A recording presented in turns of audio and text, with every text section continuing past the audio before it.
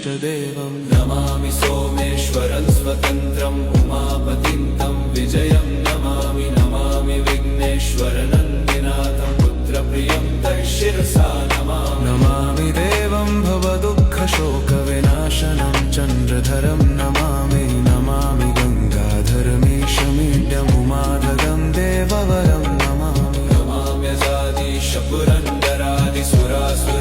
नमाम्यजादिशपुरन्दरादिसुरासुरैरचितपादपद्मं नमामि देवी मुखवादनान इक्षार्थमक्षित्रितयं यैष पञ्चामृतैर्गन्धसुधूपदीपैर्विचित्रपुष्पैर्विधैश्च मन्त्रैः